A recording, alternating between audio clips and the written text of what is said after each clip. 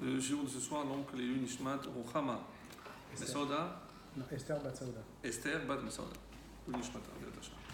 Alors voilà, donc on arrive à cette fameuse paracha de Kitavo, à ne pas confondre avec Kitetse, bien entendu, puisque Kitetse est parlé, comme on l'a souvent rappelé, la semaine dernière, essentiellement de mitzvot qui ont trait, même si elles sont placées sous le signe de la sortie en guerre, mais on a bien compris que c'est la guerre contre le Yetzirah.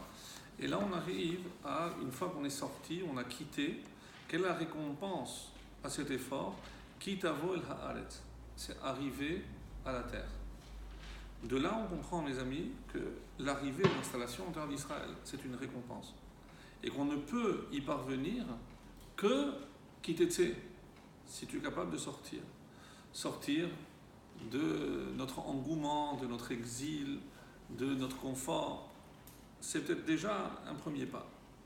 Et dans la paracha de Kitavo, même si essentiellement on retiendra son chapitre 28, tristement célèbre, comme le chapitre des malédictions, puisque comme vous le savez, un grand nombre de malédictions seront prononcées dans cette paracha, et c'est dommage d'en faire essentiellement, on va dire, l'essence de cette paracha, puisqu'il y a aussi des bénédictions.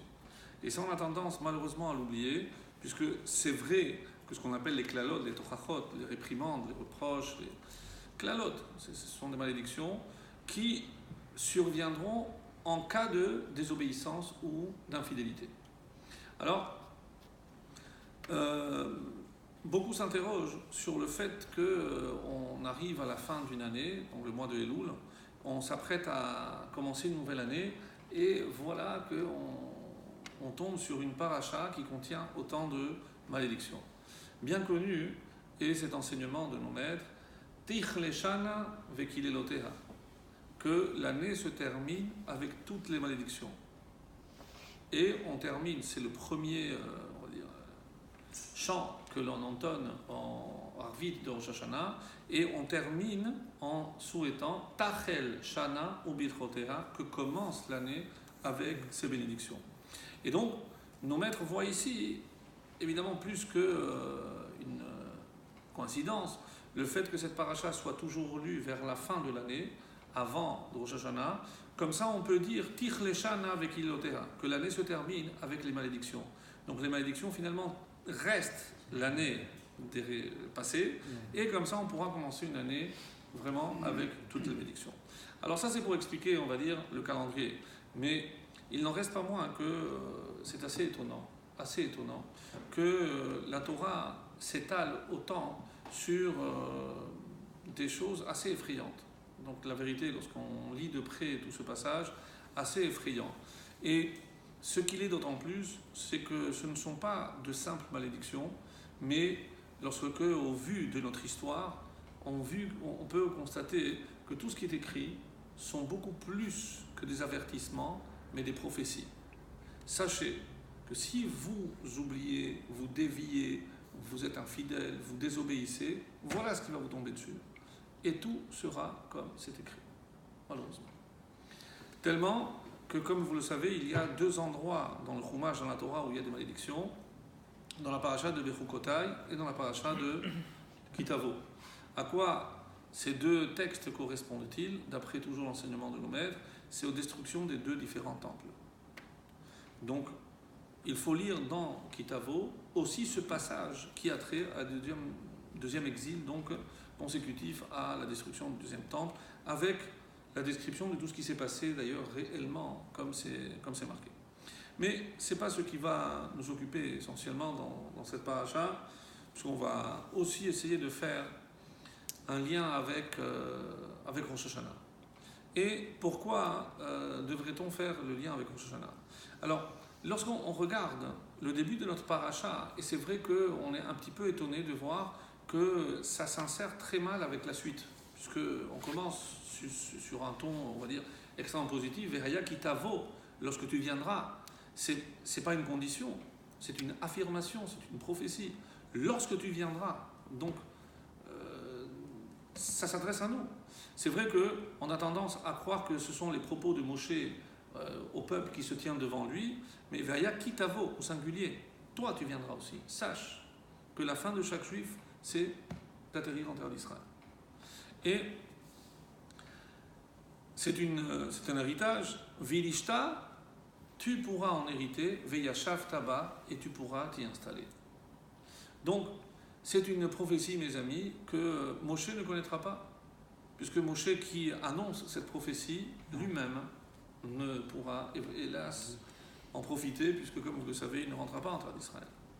Et là, Velakarta Mereshit Kol Peri Ha'adama. Tu prendras Mereshit, terme assez curieux, qui nous renvoie forcément à un autre terme que l'on a vu, c'est Bereshit. Bereshit. Est-ce que c'est par pur hasard? Kol Peri Ha'adama, on va traduire en français toutes les prémices, tous les premiers fruits de la terre, Asher Tavi Me'artzecha Shalom Shanoten Lecha, Vesam Tabatene, tu les mettras dans un panier et tu iras à l'endroit que je te désignerai. Tout le monde sait qu'il s'agit ici de cette mitzvah extraordinaire qui s'appelle Bikurim, la mitzvah de Bikurim. Et ce qui est étonnant, c'est que ce n'est pas la première fois. Là, il y a tout le début de la paracha qui va en parler, mais déjà dans la paracha, dans Shemot, dans Shoftim, il y avait déjà un demi-pasouk qui nous parlait déjà de cette mitzvah. Non, on sait qu'il existait une mitzvah qui s'appelait Bikurim, mais c'est vrai que ce qui est ici annoncé pour la première fois, c'est ce qu'on appelle, c'est la déclaration, le Mikra Bikurim. C'est qu'est-ce qu'il faut dire. On ne se contente pas, et c'est rare qu'on nous dise, et voilà, lorsque tu apporteras, voilà ce qu'il faudra réciter. Et il y a des psukim que je vais vous lire, où on se demande véritablement le lien qui existe entre ce que je suis en train de dire et l'action que je suis en train de faire. Puisqu'on remonte à Arami Oved Avi, un texte qui doit sonner à vos oreilles, puisqu'on retrouve cette même expression dans la Haggadah de Pessah. C'est-à-dire, lorsque je raconte à mon fils nos origines, j'utilise exactement la même formule qui est utilisée ici, lorsque chaque juif qui habitait en Israël avait l'obligation d'apporter les prémices. Et comment je peux savoir les premiers fruits qui poussaient? Comme vous le savez, il y avait l'obligation de placer un petit fil rouge, d'où peut-être cette notion aujourd'hui qui s'est étendue à d'autres domaines, le fameux fil rouge. Mais en tout cas, c'est comme ça que je devais reconnaître les premiers fruits à pousser. Mais de quels fruits il s'agissait? Lorsque la Gemara va donner tous les détails, donc il s'agit essentiellement des 7 fruits par lesquels donc, la terre d'Israël on a fait la louange de la terre d'Israël. Donc, Eretz Chita, ou Sora, le blé, etc. Donc, c'est pour ça que la Adama, donc c'est 7 fruits-là. Et au Bata el Kohen, tu apporteras tout ceci au Kohen, et tu lui diras Higati ayom l'Hashem Elokecha, Kibati el haaretz asher nishba alotecha, velakacha Kohen atel miyadecha. Donc, il prendra ce panier, il le mettra devant le Mizbeach, ve'anita ve'amarta, et voici ce que tu dois répondre. Et là commence une proclamation donc de la part de ce juif qui apporte ses fruits. Alors, si on s'arrête un instant et on réfléchit à ce que ça représente, quelque part c'est un peu injuste. Pourquoi? Parce que le résultat de mon labeur, c'est moi qui ai semé, c'est moi qui ai récolté, c'est moi qui me suis occupé jour après jour de savoir si ça poussait convenablement, etc. Et lorsque j'ai la joie de pouvoir profiter enfin de tous ces efforts, voir le couronnement de tous ces efforts, qu'est-ce qu'on te dit? Stop. Tous ces fruits, c'est pas pour toi. C'est pour qui? Tu amènes au Kohen, au temple. N'oublie pas que eux, ils n'ont pas de terre. Si toi, tu ne penses pas à leur apporter, eh bien, ne mangeons pas. Et là, donc, le texte continue sur une autre mitzvah, qui est ce qu'on appelle le vidouille maasrot. Alors, qu'est-ce que c'est le vidouille? C'est une sorte de confession que l'on fait par rapport au maasrot. Alors, sans rentrer, parce que ce serait trop technique, et ce n'est pas le but de ce cours, vous savez que, grosso modo, il y a 2 tranches de 3 ans, qui, à la fin, se terminent par la 7e année, qui est l'année de Shemitah. Donc, on appelle donc les différentes terumotes que je dois faire, les maasrot. Donc, je sais que je dois apporter au Kohen, le Kohen, donc je donne aussi une partie au Lévi, le Lévi qui l'a donné, terumat maaser, etc. Mais ce que je voulais le point sur lequel je voulais insister, c'est que la première année, je dois apporter donc aux Kohanim et aux Lévi'im. La deuxième année, qu'est-ce que je fais avec ce maaser? La deuxième année, je dois prendre ce maaser et aller à Yerushalayim le manger. D'accord? C'est maaser sheni. Et la troisième année, ce qu'on appelle maaser ani. Je donne aux pauvres.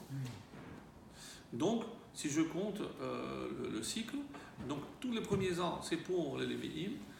Les deuxièmes, c'est pour moi, pour m'obliger à aller au Beth Amikdash. C'est moi qui dois les manger dans le temps.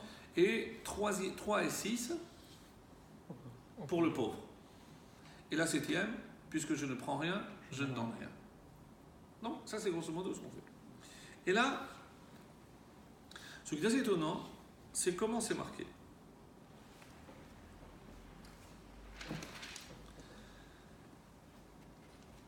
Je vais vous lire en hébreu et ensuite je vais vous traduire. Ve'ata hine heveti et reshit peri ha'adama asher natatali Hashem. Hashem, voilà, je t'ai apporté reshit. Et donc, c'est assez étonnant parce que le Midrash dira pourquoi cette mitzvah s'appelle reshit. Reshit. Parce que ça vient de roche, le début de quelque chose. Donc le début de la récolte. Le début de la récolte. Le Midrash ne se contente pas de faire une analogie de termes en disant, oui, parce que c'est le début de... Et on nous dit... On a vu avant Mereshit et Bereshit, non? Oui. Mais ce qu'il y a ici, c'est le fait que Midrash nous dise Bereshit, je laisse maintenant ce passage, et je remonte à Bereshit, création du monde. Qu'est-ce qui est écrit? Bereshit, bara Elohim et Hashem et Haaretz. Très mal traduit, au commencement Dieu a créé.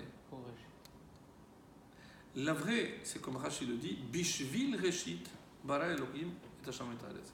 C'est pour Reshit que Dieu a créé le monde. Parce que si je dis Reshit, comme tout le monde le sait, c'est une forme construite d'appartenance à. C'est Bereshit, ha, c'est au début de. Mais il n'y a rien qui suit. Donc, le Midrash, devant cette anomalie, se dit je ne peux pas dire Bereshit au commencement de Dieu a créé, puisque c'est une phrase incomplète. Ce qui oblige le Midrash à dire Bereshit ne doit pas se traduire au commencement de, mais pour Reshit, Dieu a créé le ciel et la terre. Reste maintenant à définir qu'est-ce que c'est Reshit. Et donc on énonce tout ce qui est appelé Reshit. Qui est appelé Reshit? Le peuple juif. Qui est appelé Reshit? La mitzvah de Bikurim et de Maaser. Et là, je ne comprends pas très bien. Vous êtes d'accord avec moi que comment une petite mitzvah comme celle-ci peut dire ou justifier le fait d'avoir créé le monde? Il a créé le monde par bonté aussi. Non, c'est parce que c'est la finalité. Est-ce que c'est la finalité? C'est pour... Parce que je peux dire, pour Israël, Dieu a créé le monde, donc c'est une finalité, pour permettre à Israël, puisque Reshit aussi, la Torah est appelée Reshit. Reshit Chochma Yirat Hashem. Donc pour la Torah, Dieu a créé. Mais évidemment, tout est vrai. Pour la Torah, je comprends. Pour Israël, parce qu'il va accomplir la Torah, je comprends. Mais choisir de toute la Torah une petite mitzvah et dire que pour cette mitzvah, Dieu a créé le monde, ça ne manque pas de nous étonner. C'est assez étonnant. Pourquoi cette mitzvah justifierait-elle plus que d'autres la création du monde? Alors, il faut que je lise la suite et vous allez le comprendre. Donc, Hine eveti et reshit peri adama, asher natat ali Hashem, veinato lifnei Hashem, je l'ai placé, et vesamarta bechol hatov. Donc maintenant, tu peux te réjouir de tout le bien que Dieu t'a donné, toi avec ta maison, etc. Ki techalel aseret kol ma'asar tevoatecha bashana hashelishit, lorsque tu auras terminé de prélever tous les prélèvements, les dîmes, bashana hashelishit, la troisième année. Donc pour les pauvres. Les pauvres. Shenata Maaser, Venatata la Lévi, une fois que tu auras donné aux Lévi, tu auras donné à l'étranger, aux pauvres, à la veuve. Ve'achelu bishalecha, ils pourront eux aussi manger, ve'saveru, ils seront rassasiés. Ve'amarta, et là tu pourras dire, maintenant que j'ai tout accompli, regarde, kechol mitzvotecha, tout ce que tu m'as ordonné, lo avarti mitzvotecha, j'ai rien transgressé de ce que tu m'as demandé. Lo achalti be'oni mimenu, lo bi'arti mimenu betame, j'ai pas mangé en état d'impureté. Alors, où ça nous mène? Qu'est-ce que tu demandes à Hachem? Voilà, tu es en train de faire une constatation. J'ai fait tout ce que tu m'as demandé, exactement comme tu m'as demandé. J'ai mangé, j'ai donné, Très bien. Maintenant, qu'est-ce qu'on lui demande en conclusion? Hashkifa mimeon kotsecha, contemple de la résidence de ta sainteté, min hashamaim, de là-haut du ciel, ubarech et amecha Israël, et bénis tout le peuple. Qu'est-ce que j'en ai à faire, moi, tout le peuple? Moi, maintenant. Moi, j'ai fait tout ce que tu m'as demandé, j'ai apporté, j'ai donné, j'ai mangé. Alors, bénis-moi, moi. Non, bénis tout le peuple. Ve'et adama, et la terre que tu nous as donnée, ka'asher nishbata, comme tu l'as juré à nos pères, eretz zavat chalav utvash, une terre où ruisselle le lait et le miel. Rashi. Hashkifa, c'est un terme assez étonnant qui n'est utilisé que dans un autre contexte qui n'a strictement rien à voir. Et comme vous le savez, ça fait partie des méthodes d'étude. Lorsque je veux comprendre le sens, je regarde aussi dans quel autre contexte il se trouve. Et écoutez attentivement ce que Rashi va nous dire à ce propos. Hashkifa mimon kotsecha, contemple. Donc, il y a une idée de contempler de haut en bas, min hashamayim, c'est-à-dire comment je contemple. Donc, Hachem jette un regard, il regarde de là-haut et il dit, on a fait tout ce que tu as décrété sur nous. C'est Rashi, je vous dis. Maintenant, fais ce que tu dois faire. Chez Amarta, pourquoi? Parce que tu as dit, si vous suivez mes préceptes, etc. La tête là, nous. Bechol yom iyu anecha chadashim ke'ilu bo bayom nistaveta alehem. Quel est l'enseignement ici? C'est que chaque jour, je dois accomplir une mitzvah comme si c'était la première fois. Et je vais vous dire après d'où on apprend cela. Mais avant toute chose, où est-ce que je retrouve ce terme de hashkifa?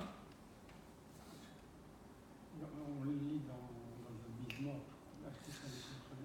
Dans le Chumash. C'est dans Bereshit. Et c'est là-bas que Rashi va nous révéler quelque chose d'assez étonnant. Dans Bereshit, lorsque Hachem s'apprête à détruire la ville de Sodome.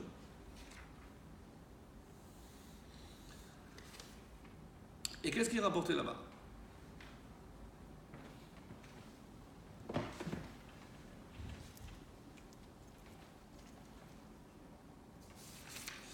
Donc, on est au chapitre 18.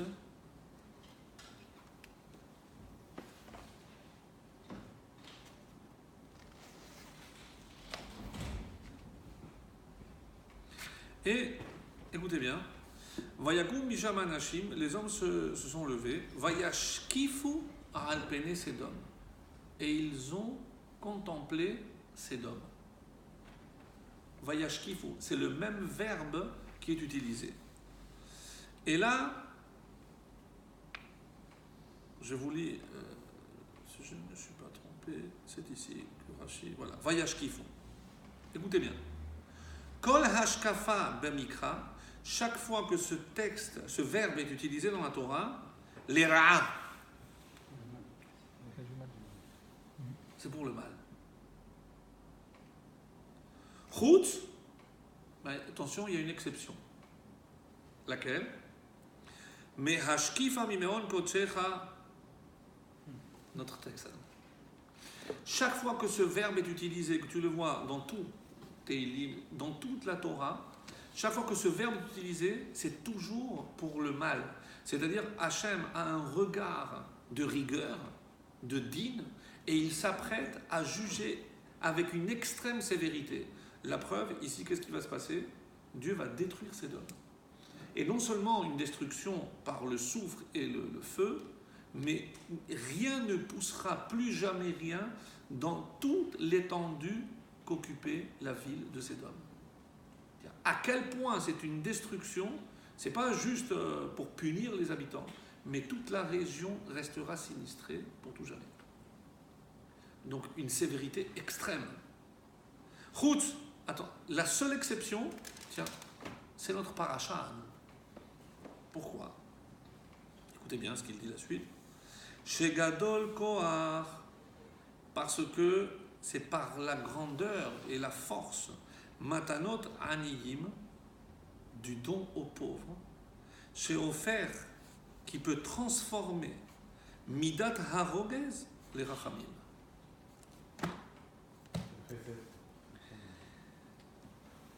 La seule chose qui puisse transformer la sévérité extrême d'Hachem en Rachamim, c'est Matanot. C'est ça qu'on doit donner de Tzedaka pour quand quelqu'un il est malade ou quand quelqu'un Toujours. qui a un jugement.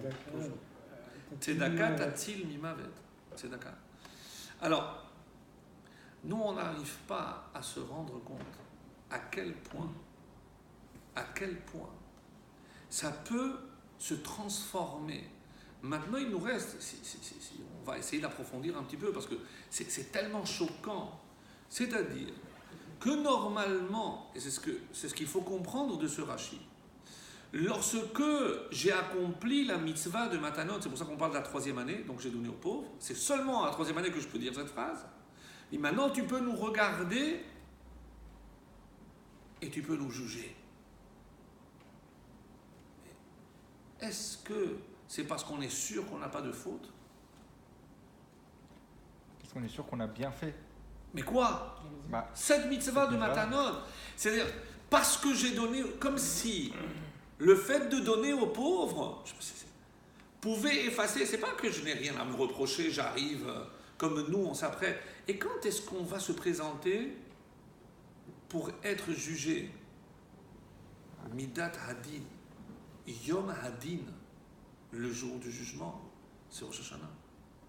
C'est-à-dire, vous comprenez maintenant que Réchit, c'est comme Rosh. Et on va essayer de comprendre pourquoi Rosh Hashanah. Qu'est-ce qui se passe? Pourquoi on appelle la tête de l'année? Qu'est-ce qu'on aurait pu dire? Techilat Hashanah, Shana Chadasha, peu importe. Et pourquoi Rosh? La tête. C'est ce qui décide de tout. Mais c'est comme si... C'est ce qui définira la suite de l'année en fonction... Ça va définir... Mais c'est comme si l'année est un corps. Oui. Ça s'impose comme réflexion. C'est-à-dire comme si toute l'année est le corps, et dans cette année, dans ce corps, c'est la tête. C'est Rosh Hashanah qui représente la tête. Alors, mes amis, pourquoi? C'est pour ça qu'on mange la tête. Parce qu'on mange la tête. Et qu'on souhaite d'être la tête, etc. On va décider en fait, c'est la tête qui décide. Oui. Vous savez pourquoi on souhaite en mangeant la tête? Chéniller les roches. Vélo les ânes. Comme on a l'habitude de dire, selon les différentes coutumes, en Rosh Hashanah, la tête de poulet, tête de poisson, tête de mouton, chacun ce qu'il trouve. Pas de problème. Chéniller les roches, qu'on soit à la tête. Mais est-ce que c'est pas une expression d'orgueil qu'on soit à la tête? Non, ça peut être. Ouais. Ça pourrait. Ça pourrait. Ça pourrait laisser entendre que, mais Ça dépend de quelle manière on le voit. Non, mais chaque chose On a son rôle. montre. Parce que si on le voit de cette manière-là, c'est-à-dire que l'orgueil par rapport à, justement aux autres, c'est-à-dire qu'on est supérieur aux autres, effectivement, mais c'est pas dans ce sens-là qu'il faut le prendre. maintenant je vais évoquer ce que j'ai dit au début. Le peuple juif est appelé Réchit. C'est-à-dire que quelque part, nous sommes la tête des peuples. Pour que le corps aille bien, il faut que la tête aille bien. Le corps, c'est toutes les nations. C'est le monde entier. Tous les humains. Et si tous les humains représentent le corps, le peuple juif représente la tête.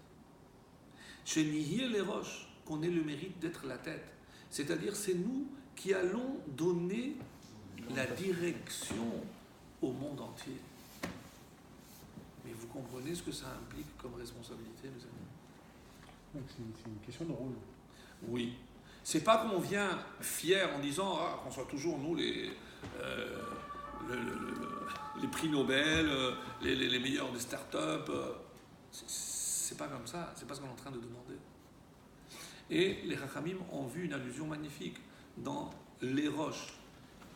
Parce que Dieu te dit, mais je te dis, tu veux être la tête des nations, il te reste une seule chose à faire.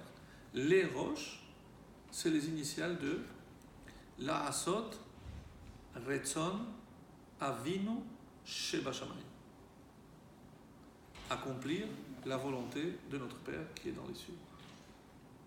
La'asot, Lamed, Retzon, la volonté, le Resh, Avinu, Aleph, Sheba Shamayim, les roches. La'asot, Retzon, Avinu, Sheba Shamayim. Tu accomplis la volonté du Créateur, tu seras la tête. Tu seras la tête. Et si on joue ce rôle, toute l'humanité suivra. Alors, on revient aux pauvres. Vous comprenez que qu'est-ce qui a marqué la fin de Sédom? Que représentait la ville et l'idéologie de Sédom? Ils n'avaient pas le droit de donner des pauvres. Aux pauvres. Ouais. C'est Ils se faisaient tuer. l'anti-chesed. Sédom exprime exactement l'inverse de ce qu'on est en train de lire ici. Parce que eux tenaient une idéologie, mais qui est très perfide. Pourquoi? Parce que s'il est pauvre, peut-être que Dieu a voulu qu'il soit pauvre. Alors, je ne vais pas contrecarrer la volonté divine. Laissons-le pauvre. Laissons-le pauvre. Ça se tient. Ça se tient. Tellement que ça se tient que c'est la Torah qui vient nous dire tu dois donner aux pauvres. Parce que toi tu donnes pour accomplir la volonté du ciel. Plus encore. Vous savez que pour tout ce qui est les prélèvements, les dîmes, les trumot et les maasrot, il y a une règle que si j'ai une récolte sur laquelle je n'ai pas encore prélevé les trumot et maasrot, cette récolte s'appelle Tevel. Tevel. Et quelle est mon attitude à l'égard de cette récolte? Pas la consommer. Je ne peux pas la consommer. C'est ma récolte, c'est moi qui ai fourni tous les efforts, c'est moi qui ai transpiré pour cette récolte. On te dit stop, tu ne peux pas en profiter. Comme si elle ne m'appartenait pas. Tant qu'on n'a pas donné. Tant qu'on n'a pas donné, à qui de droit? Et à qui je donne? Aux Lévim, aux Kohanim, eux n'ont pas de terre. Donc quelque part, ils sont aussi un peu pauvres. Parce qu'ils s'occupent de tout ce qui est spirituel. Donc à moi de subvenir à leurs besoins matériels. Et les pauvres, parce que eux non plus n'ont pas de quoi manger. C'est dans la Gemara dans le Exactement. Exactement. Il y a une explication du Rav Kook que j'aime beaucoup. Mais comment expliquer que moi, je suis à Israël, je viens à Yerushalayim dans le temple et je mange ce maaser? Et il répond d'une manière, comme il a le secret, il dit parce que il y a en nous tous, en chaque juif, il y a une parcelle de Kohen. De Kohen. Oups, Mamlechet Kohanim. Nous, on est un royaume de prêtres, tous, par rapport aux nations. Donc, par rapport aux nations, on est tous comme un Kohen. Donc, nous, on est les prêtres, les Kohanim des nations, et les Kohanim sont les prêtres d'Israël. c'est grave. Il faut donner aux pauvres ou aux Kohanim? Première année aux Kohanim et aux Lévites. Deuxième année, non. La troisième année aux pauvres. Maaser Ani. C'est quoi un pauvre? Ça, Il y a des définitions. Il y a plusieurs définitions dans la halakha et plusieurs définitions dans la Gemara. Généralement, un pauvre est défini par celui qui un lopat besalo, c'est-à-dire il n'a pas de quoi manger demain. C'est-à-dire si je lui donne à manger aujourd'hui, il mangera aujourd'hui et demain il ne sait pas comment il va manger. Ça c'est un pauvre. Et c'est tous les 3 ans qui... Oui, Il peut manger qu'une fois tous les 3 ans. tous les 3 ans il mange. Alors, ça s'appelle maaser ani. Ça peut en rester beaucoup. Hein. La tzedaka c'est autre chose. Tous les 3 ans. Tzedaka c'est autre chose.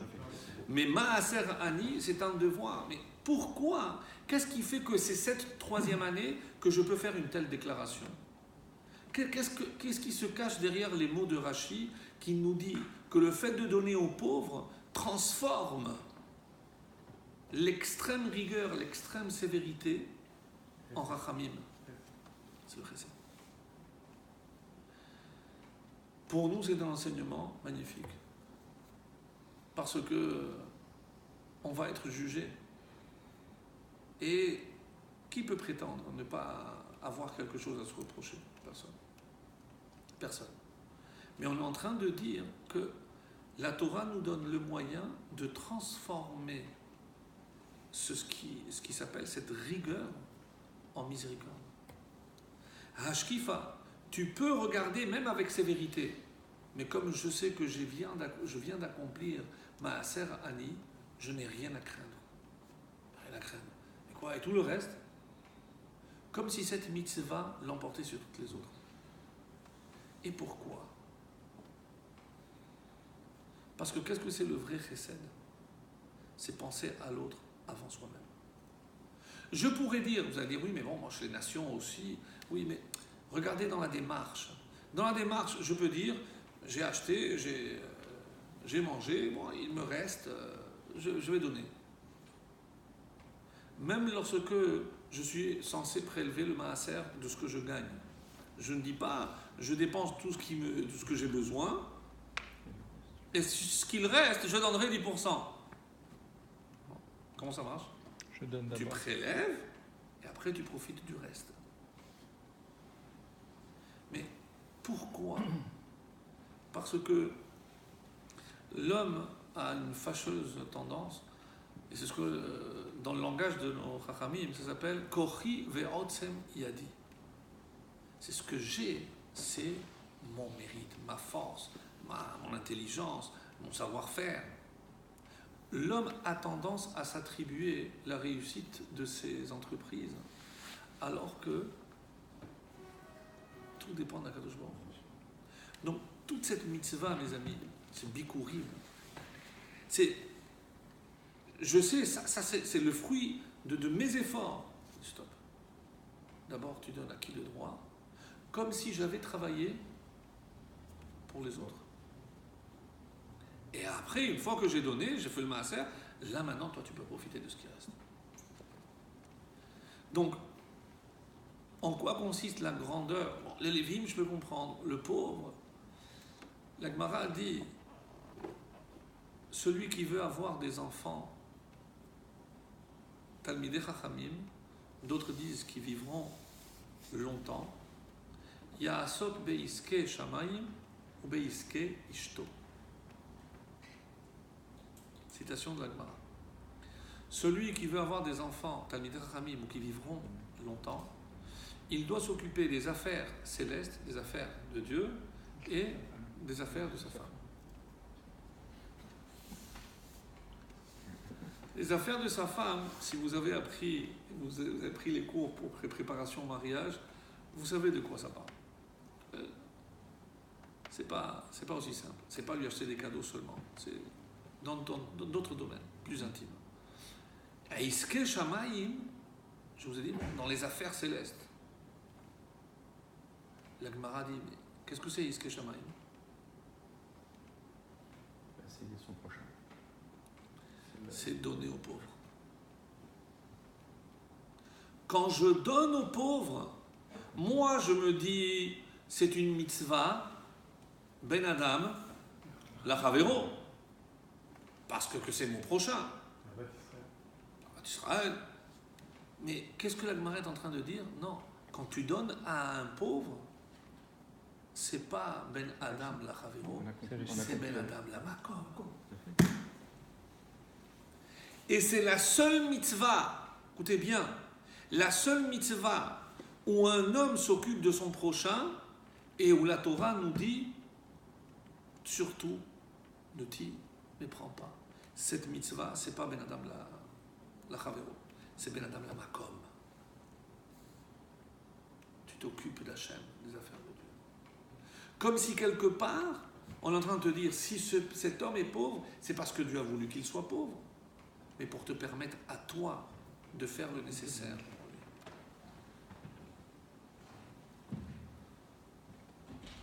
Vous comprenez que lorsque vous lisez dans certains ouvrages, le mois de Elul, c'est bien d'augmenter la tzedaka, ma'asim tovim.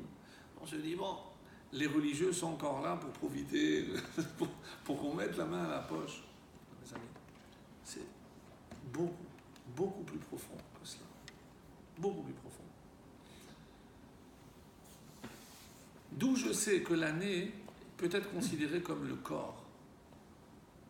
Il y a une phrase assez étonnante qui dit que Aïné Hachem, en parlant de la terre d'Israël, les yeux d'Hachem sont sur la terre, Mereshit Hashana Ataharit Hashana. Dieu pose son regard, un petit peu comme ici, Ashkif, Dieu pose ses yeux, son regard sur la terre du début de l'année jusqu'à la fin de l'année. La Gemara dit, qu'est-ce que c'est Acharit? C'est curieux. Atsof Hashana, Reshit Hashana, c'est du début, c'est quand? Rosh Hashanah. D'où on sait que tout est décidé à Rosh Hashanah, parce que les yeux d'Hachem, chaque fois qu'il est question des yeux, comme ici, Ashkifa, contempler, c'est jugement. Donc il y a un jugement. Mais Reshit Hashana, Dieu va nous juger du début, à Rosh Hashanah, ad Acharit, jusqu'à ce qui va se passer à la fin. Acharit, comme Acharit Ayamim. Acharit Hashana. La Gemara dit, ne dis pas Acharit. Comment je dois lire? Acheret. Bravo. Acheret peut se lire. Acheret, c'est une année différente, mais Acheret différemment. Mes amis, il n'y a pas de vrai début s'il n'y a pas de changement. Vous savez, nous sommes en train de dire que je pourrais célébrer chaque année Rosh Hashanah, mais s'il n'y a rien qui diffère en moi entre ce que je vais entreprendre cette année et ce que j'ai fait l'année écoulée, ça ne s'appelle pas Reshit Hashanah, ça ne s'appelle pas Acharit Hashanah. Ça ne s'appelle pas une autre année. D'où les engagements qu'on doit prendre pendant les Slichot. Donc, quand on parle de préparation à la nouvelle année, évidemment, se lever plus tôt, la tzedaka, ma'asim tovim, prier plus, prier mieux, tout ce que vous voulez. Mais ce qui va déterminer l'année, vous comprenez pourquoi en 2 jours va se jouer toute l'année. Pourquoi on évite de dormir? C'est pas interdit. Mais pour que le mazal, c'est notre destin, notre chance, traduisez comme vous voulez, ne s'endorme pas. Il y a plein de symboles. On n'a jamais vu, à part Pessah, mais où on explique chaque élément du Seder. Ici, l'aliment importe peu. La preuve, j'ai dit la tête de poisson, de poulet, parce que c'est la symbolique. C'est la signification profonde, pas ce que je mange. Pas ce que je mange. Donc vous remarquerez que dans la terminologie, souvent en araméen, silka, c'est yistaleku, pour que disparaisse. Donc il y a, finalement, c'est des jeux de mots. C'est comme si je mangeais des mots, je ne mangeais pas un aliment.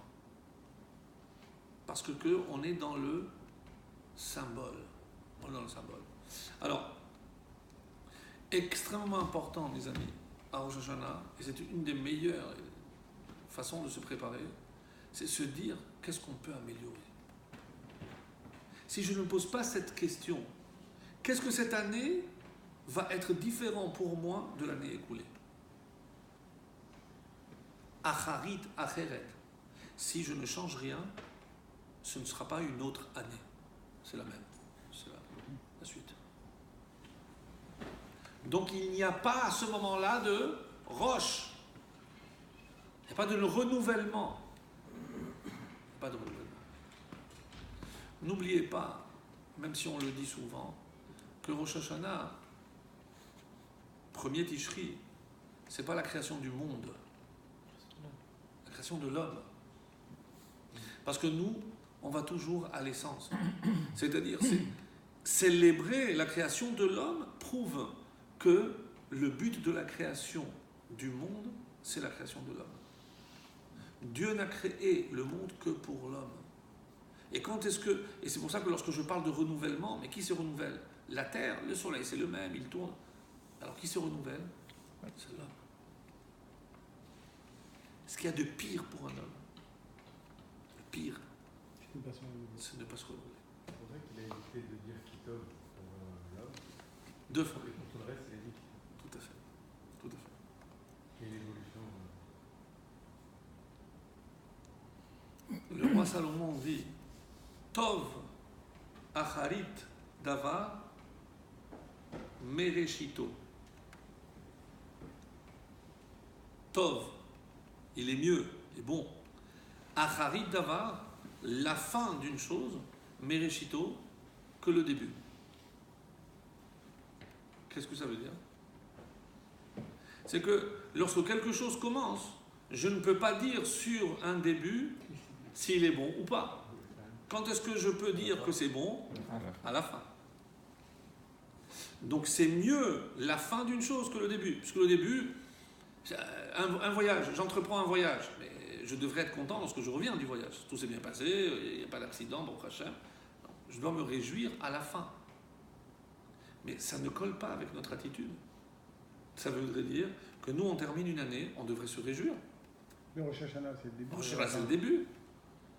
C'est aussi la fin. Mais, contrairement à toutes les autres fêtes, qui pour inclus, c'est la seule fête où il n'y a pas de notion de joie.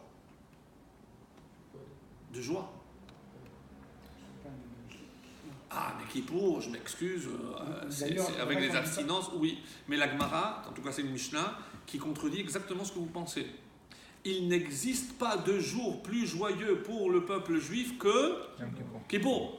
Donc, après on expliquera pourquoi. Mais ça veut dire que Kippour, c'est un jour joyeux. Bon. À part ça, Yomim Tovim, évidemment, qui avait Samarta Bechagecha.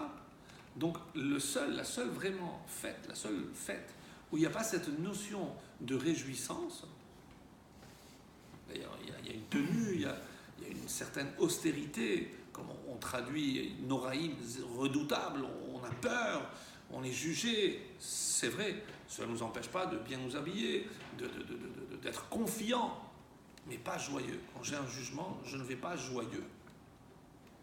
D'accord? Donc, c'est le début, c'est peut-être pour ça alors. Donc je dois attendre la fin. Bah alors on devrait faire une fête à la fin de l'année. Oui, mais peut-être que on n'a pas fait tout ce qu'il y avait à faire. C'est pour ça que la juif fait. Donc alors c'est un peuple pessimiste d'office. Il ne peut pas se réjouir au début, il ne peut pas se réjouir à la fin. Alors attendez, mais bon, heureusement qu'il y a des Yamim Tovim entre-temps, etc. Mais vous comprenez aussi pourquoi à Kippour, je peux me réjouir. Kippour, n'oubliez pas, c'est le dernier des 10 jours. Aseret Yimei Teshuvah. Donc, et Kippour, c'est la fin. La fin de quoi? De Rosh Hashanah. À Rosh Hashanah, je suis jugé, mais la sentence, c'est à Kippour. Là, je peux me réjouir. Vous comprenez ce que je veux dire? Donc là, il y a une raison de se réjouir, ne serait-ce que parce que je sais que j'ai fait des efforts 10 jours. Mais 10 jours pour 365, ça vaut le coup. Mais on ne connaît pas la sentence. La sentence, on l'a qu'à la fin de l'année. La sentence, on a à la fin de l'année. Non, la sentence, on la connaît. Nous, on ne sait pas, mais c'est déjà Mais signé non, là-bas. Non, mais c'est pour ça qu'on pourrait se réjouir parce qu'on a passé l'année. Oui, bravo. Parce que le fait d'atteindre un Rosh Hashanah, ça prouve que notre jugement a été favorable. Hachem nous a concédé une année supplémentaire. Bravo. Ce serait une raison de se réjouir. Mais il y a une autre lecture. Tov acharit davar. La fin d'une chose ne peut être bonne, mais réchito. C'est en fonction du début. Si le début est bon, la fin sera bonne.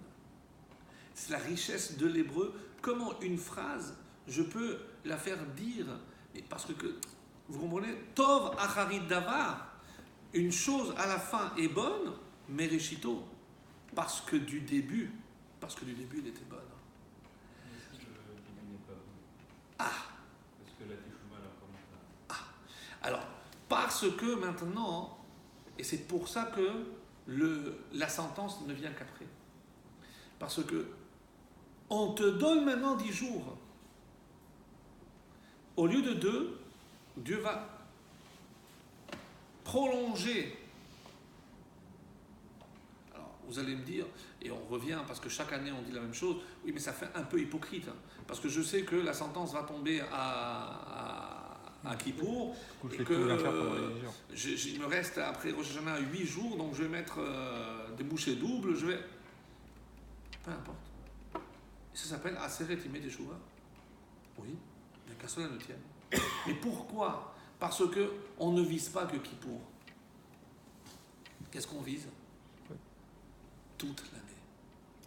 Parce que si on veut que toute l'année soit bonne, elle sera à l'image de ces 10 jours. Comment je vais me comporter ces 10 jours? Donc même si j'ai loupé le coche à Rosh Hashanah, je fais la sieste. C'est pas mortel. Ça ne veut pas dire que je vais m'endormir toute l'année. Non. Mais je n'ai pas mesuré l'ampleur de cette fête. Et très sincèrement, il n'y a que dans certains milieux où on sent une ferveur exceptionnelle à Rosh Hashanah. N'oubliez pas que pour nous, la journée de Kippour, c'est la plus longue. On a l'impression que ce sont les prières les plus longues. Faux. La Mida est plus longue à Rosh Hashanah. La Amida la plus Rosh longue de Hashanah, toute l'année, ouais. c'est celle de Rosh Hashanah, le Moussaf. Le Moussaf, il est... Moussaf. Avec, comme nous, les Sfarad, on fait avec le chauffard à l'intérieur, Zichronot, les souvenirs, Malchouyot, c'est énorme. Et parce que tout se joue à ce moment-là. Tout se joue à ce moment-là. On dit que c'est comme si Hachem se demandait, est-ce que j'ai bien fait de créer l'homme? Qu'est-ce que ça veut dire juger? C'est individuellement, certes, Le collectif. mais le collectif. Parce que Kol Beroué Olam. Adam Arishon est le premier qui a dit Bo venishtachave venichra'a ifne Hashem osenu. Venez. À qui il parle? Bo nishtachave venichra'a. On va se prosterner, on va s'incliner. À qui il parle? L'ifne Hashem osenu. Devant Hashem qui nous a fait. À toutes les créatures. On dit que cette phrase, il l'a dite à Rosh Hashanah, premier Rosh Hashanah de l'histoire. Lorsqu'il a été créé, il arrive dans ce monde, il voit ce monde, il prend conscience de ce que Dieu vient de faire, il voit toutes les créatures et il leur dit venez, on va se prosterner. Qu'est-ce qu'il fait? Proclame Dieu roi. Et c'est ce que nous sommes censés faire à chaque Rosh Hashanah. À chaque Rosh Hashanah. On ne demande rien. Juste on se contente de le proclamer. L'accepter comme roi du monde. Ça fait de nous ses sujets, ses créatures. Alors, on a compris l'importance du don aux pauvres. Et certains ont vu dans ce geste la présence divine. Comment? Je ne sais pas si je vous l'avais dit. Combien je dois donner à un pauvre? Dans la tzedaka, est-ce qu'il y a marqué Non. Donc, qu'est-ce que je prends? Une petite pièce. On va remplacer les objets par des lettres. Si je parle d'une petite quantité, je devrais prendre la plus petite lettre. Quelle est la plus petite lettre de l'alphabet hébraïque? Yud. La petite. Pas en nombre. La forme. Yud. La dimension. Yud. Yud. Et qu'est-ce que je fais? Je mets dans ma main. Hé, 5 doigts. Qu'est-ce que je dois faire maintenant? Je dois tendre. Pour mettre dans la sac. Et là, Et le pauvre tend la main. Hé. Dans le geste de la tzedaka, il y a les lettres du nom de Dieu. Vous donnez 26. Et c'est 26. Au début. Est-ce que c'est de là qu'on dit que quand je fais un don, c'est des multiples de 26? Peu importe, c'est plus. Mais qu'est-ce que ça nous prouve? Que c'est dans ce geste que Dieu est présent. C'est dans ce geste que Dieu est présent. Ça corrobore parfaitement ce qu'on disait. C'est que c'est une mitzvah ben Adam la Chavero, certes, mais c'est surtout ben Adam la Makom. Est-ce que ça a la même valeur quand on est dans la tzedaka? Je me suis toujours posé la question. Si ça termine dans la main d'un pauvre, oui. Oui, c'est ça, mais on ne peut pas garantir. On n'est pas sûr que ça arrive à la bonne personne et à notre volonté. Alors, la tzedaka que l'on donne avec les pièces a une autre finalité. Laquelle? Anonyme. C'est pas dit que cet argent aille à des pauvres. C'est pour le fonctionnement de la SINA, peu importe. C'est une façon indirecte de donner à une institution. Si je vais donner aux pauvres, il y a peut-être des organismes directs qui vont distribuer à des pauvres, etc. C'est pour garder le geste, pour pas perdre l'habitude. Exactement. Mais c'est nous entraîner à donner. Parce que, encore une fois, je donne 3 pièces. Un petit peu comme le Machasit à Shekel, il est marqué 3 fois, etc. Je donne pour m'habituer à donner. Et il n'y a pas marqué combien je donne, 3 petites pièces, même d'un centime. Alors pourquoi il faut donner de la main droite alors que la personne qui est gauchère doit aussi donner de la main droite? La main droite, comme vous le savez, représente Merci. toujours le chesed, la bonté. Et chaque fois que je donne toujours avec la main droite. Et même Donc peu importe quand je suis gaucher ou droitier, il faut donner avec la main droite. Parce que dans les séphirotes, pour ne pas les citer, mais c'est la droite exprime le rachamim. La gauche, c'est le dit. C'est la rigueur. Souvent, on a dit, dans un geste aussi anodin que mettre des chaussures, on commence toujours Par le pied droit. par mettre le pied droit. Oui, mais on laisse le pied. Mais on laisse le pied gauche. Je ne sais pas si j'avais donné une explication que j'avais lue une fois, magnifique. Et pourquoi? C'est la question. J'avais dit, exactement. Shabbat, pas ce Shabbat peut-être. Non, c'était... 2 ans, peut-être 3 ans. Il y a tout ce que la Torah essaye, comme on l'a dit, c'est de permettre à l'homme de changer, de s'améliorer. Et comment je peux changer la nature profonde d'un homme? Soit je lui demande de se marier, et là il n'a pas le choix.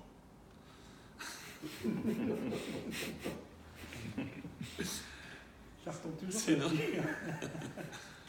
Ou alors, on le sait très bien, c'est que c'est par la répétition, par des gestes qui font qu'ils finissent par avoir raison de ma résistance. La nature est représentée toujours par la pierre, parce que immuable. Et même quelque chose comme une goutte, l'image de Rabbi Akiva, peut même perforer la matière, le matériau le plus dur sur Terre. Comment? Et on le sait, c'est lorsque je dois perforer quelque part, c'est en insistant, je trouve que je perce. Autrement dit, et c'est ça ce qu'il faut comprendre, c'est qu'on nous invite à faire des gestes qui, au final, auront raison de notre résistance. Pour revenir aux chaussures, c'est que Imaginons, je mets le pied droit et je l'attache. En attendant, le pied gauche, la chaussure gauche, attend. C'est comme si je ne m'occupais pas assez d'elle. Alors qu'est-ce que je fais? Une fois que j'ai mis le pied droit, je mets la chaussure gauche. Et pour lui dire, tu sais, comme je t'ai mis en deuxième position, je vais m'occuper d'abord de toi. Donc je t'attache la première. Et après je reviens, j'attache la droite. Sincèrement, il faut penser que la chaussure va être jalouse parce que, non. Mais c'est quoi ce geste? Si déjà, dans la halakha, on tient compte des pseudo-sentiments de quelque chose qui est entièrement inanimé, à plus forte raison, comment je dois être méticuleux lorsqu'il s'agit de mon prochain. Tout ce que je fais, tout ce que je dis. Et comment je peux arriver à être pointilleux parce qu'on me demande de faire attention à un geste qui ne revêt vraiment pas d'importance à mes yeux et encore moins à les chaussures. Ouais. Mais c'est pareil. Lorsque je fais Netila, la main droite Verse sur la main gauche. dans la main gauche. Et la main gauche serre la main droite. C'est-à-dire, au final, la main droite s'occupe de la main gauche, mais c'est la main gauche qui va... je dois me laver les mains. Donc, laquelle je vais laver d'abord? La droite. Mais c'est une fois que je donnais à la main gauche. Parce que j'aurais pu prendre avec la main gauche et verser. Alors elle est là, elle va dire, ah, moi je suis là, le serviteur de la droite. Non. Alors, qu'est-ce que je fais? Je remplis avec la droite et je donne la... Et après je roule. Le droit gaucher, c'est encore... C'est plus compliqué parce que là, les réflexes, ils sont... Ils sont sans frein. toujours inversés. Ils sont inversés. C'est encore un peu gaucher, on va tu dois réfléchir déjà. Ouais. Un gaucher. Un gaucher réfléchit à l'envers. Je ne suis pas Alors, gaucher pour travailler. Pour revenir à cette magnifique mitzvah des Bikurim, je pense que ce n'est pas par hasard que lorsque on peut affirmer devant Hachem, on a fait tout ce que tu nous as demandé, exactement comme tu nous l'as demandé, c'est pour que l'on sache que ce qui est important aux yeux d'Hachem, ce n'est pas simplement ce que tu as fait pour lui, pour Hachem, les mitzvot entre toi et Dieu. Parce que je ne peux prononcer cette phrase que lorsque j'ai fait le Maaser Ani. C'est lorsque je me suis occupé de l'autre. Et on a aujourd'hui malheureusement tendance à oublier ce détail. On croit que maintenant on va mettre des bouchées doubles, et ben je vais faire des efforts pour mieux faire Shabbat. Bravo. Je vais faire des efforts pour manger Chalak Bet Yosef. C'est exceptionnel. Mais est-ce qu'on va entendre quelqu'un dire je vais faire attention de comment je vais parler pour ne plus blesser ma femme? En fait, dans les engagements, il faut prendre l'engagement en fonction de l'autre. Pas en Bien fonction sûr. de nous. Aussi et surtout. Aussi et surtout. Est-ce que quelqu'un va se dire... parce que même, c'est tellement éloigné de nous qu'on ne pense même pas à travailler dans le domaine de la relation avec mon prochain. Sans oublier que mon prochain le plus proche, c'est mon conjoint. Celui que je peux blesser le plus facilement. Parce que s'instaure une sorte d'intimité où je ne fais plus forcément attention à tout ce que je dis. On ne pense pas. On ne pense pas. On ne pense pas. C'est triste. C'est triste. Alors, je vais conclure avec un passage que l'on lit. Je pensais parler de la Haftara, peut-être qu'on le fera Shabbat. Haftara exceptionnelle du prophète Isaïe, Shaya. Mais terminer sur une note, je pense, vraiment positive.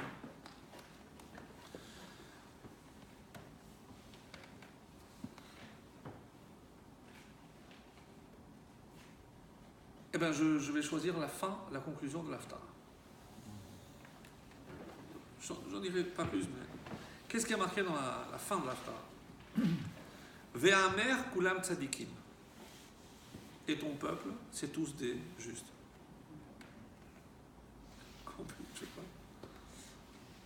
c'est magnifique.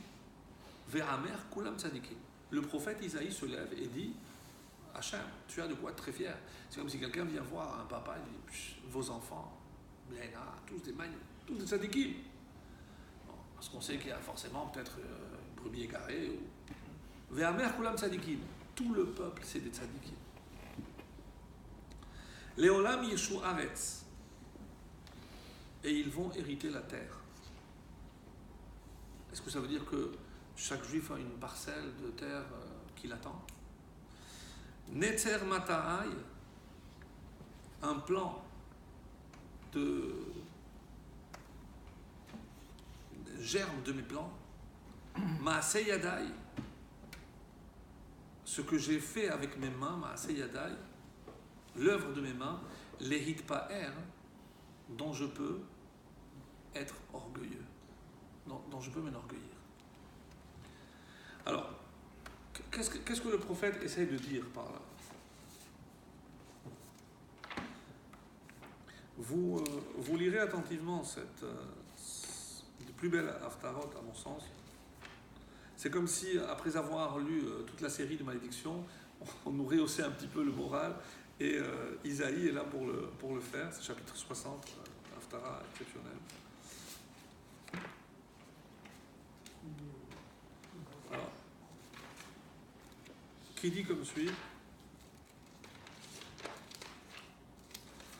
Voilà.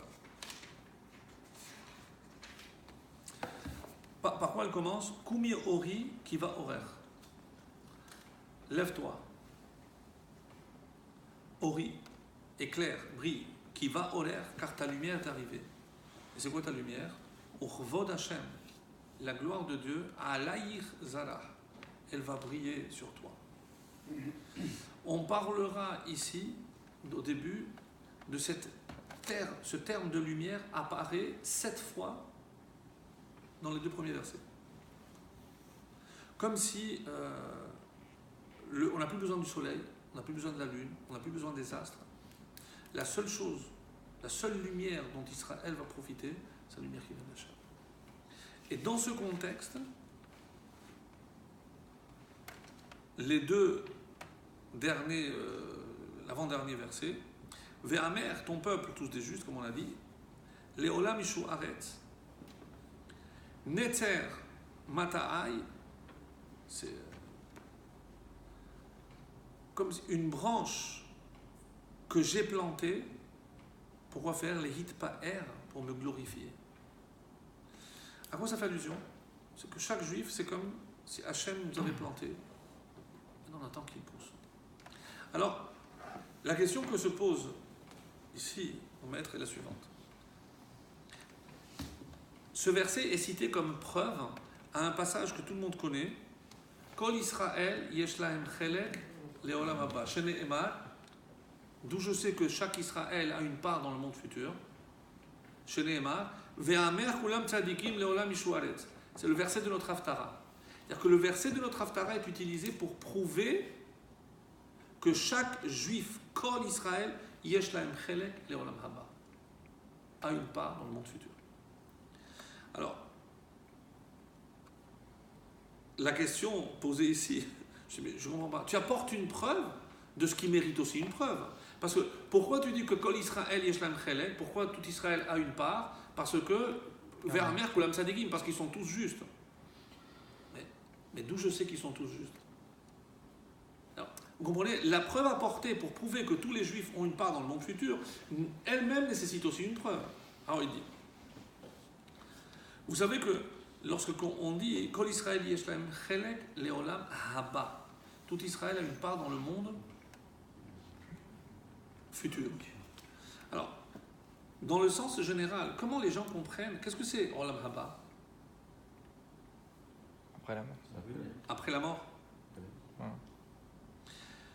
Il faut que vous sachiez qu'il y a 2 explications à olam haba. Soit, comme vous dites, c'est le Gan Eden, c'est là où les âmes iront après 120 ans. Donc il y a un espace qui s'appelle Olam Haba, ce monde donc spirituel. Le monde des Neshamot. Là où les Neshamot vont après. Mais il y a une autre explication. C'est lequel?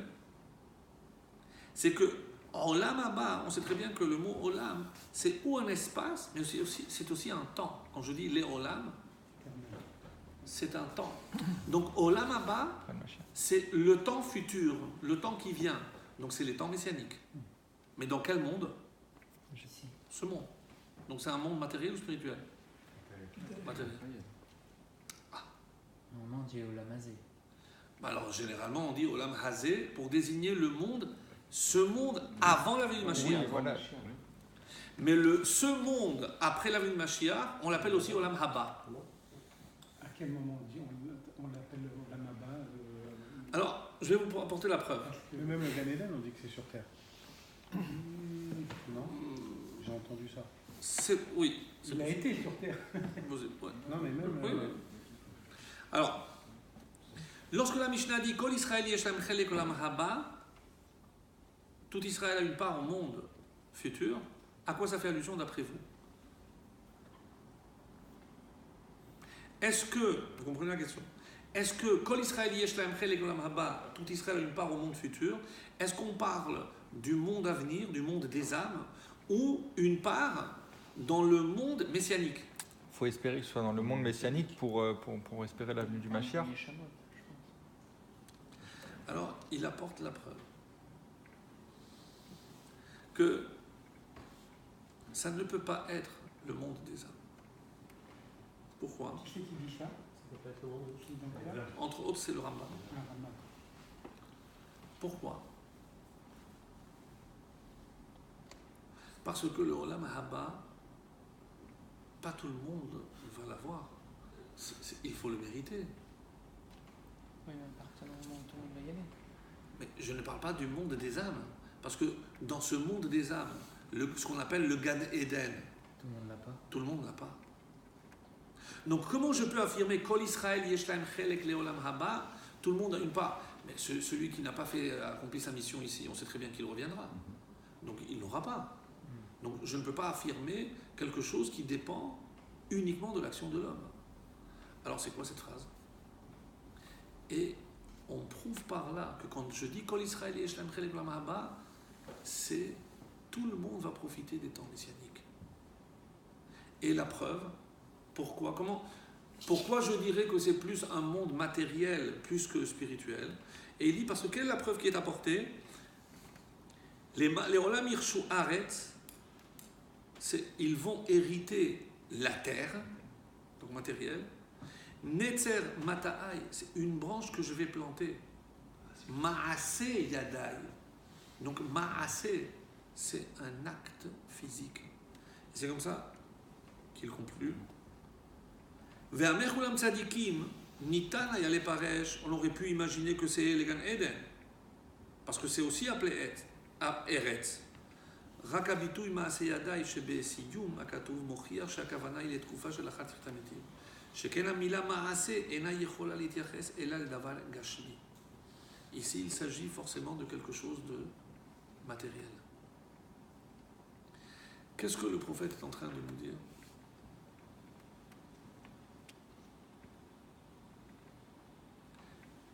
C'est quoi la prophétie ici? Qu'il y aura Mashiach. Un, qu'il y aura Mashiach. Que toutes les âmes seront là.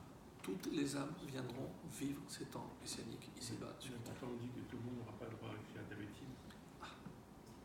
Alors, ça semble contredire. Et c'est pour ça que d'après ce qu'on vient de dire, Shabbat, quand la dernière âme descendra, là viendra le Mashiach. Mais ce qu'il dit, non, c'est que est-ce que tout le monde aura Triat Hametim? C'est une marloquette. Est-ce que tout le monde méritera de revenir? dehors d'Israël, non. Ceux qui n'y croient pas, il y a une partie. Alors, ça paraît contredire ce qu'il dit ici. Mais il y a une différence. C'est que lorsqu'on parle des temps messianiques, on parle de la dernière délivrance.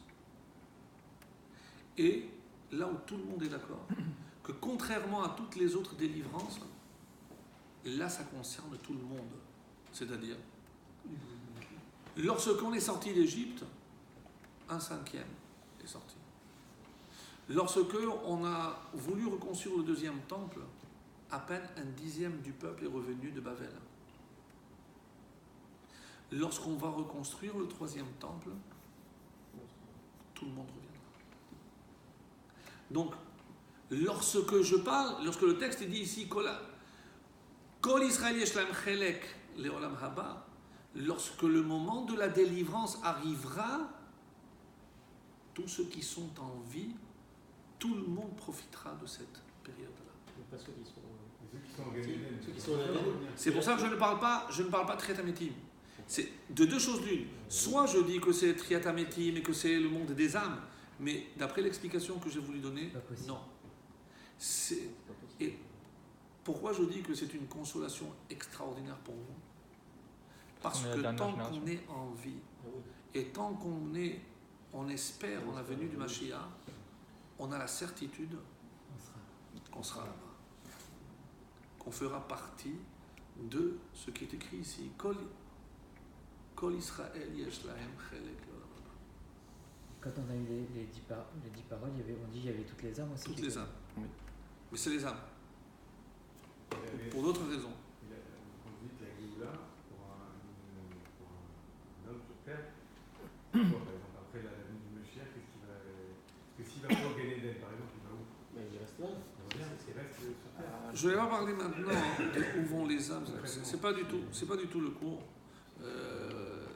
Qui se réincarne, qui ne se réincarne pas, c'est pas le cours. Transmigration d'âme, etc. C'est pas du tout le cours. Et c'est pas du tout ce dont je voulais parler. Je voulais dire que lorsque on sort d'une lecture aussi assommante dans le sens où Que les malédictions. des malédictions, vient ce texte de Isaïe, et pour moi, c'est la plus belle des consolations. N'oubliez pas que nous sommes en pleine période Shiv'a de Nechamuta. C'est les 7 semaines de consolation après la période des 3 semaines. C'est-à-dire que forcément, donc, il y a dans les propos de Isaïe ici une consolation extraordinaire. Et c'est de cette lumière, parce que tout le monde pourra jouir de cette lumière. Donc, ne gardons pas la vision néfaste, funeste, noire de ce qu'on a lu dans la paracha. Ici, si cette Haftara parle de lumière, plus que parler de lumière, elle apporte de la lumière. Et c'est ce qui devrait véritablement nous consoler. C'est que tant qu'on est en vie, on aura tous la chance de pouvoir profiter des temps messianiques. Bezrat Hashem. Mais, quand on nous dit quand il y a de la vie, il y a de l'espoir.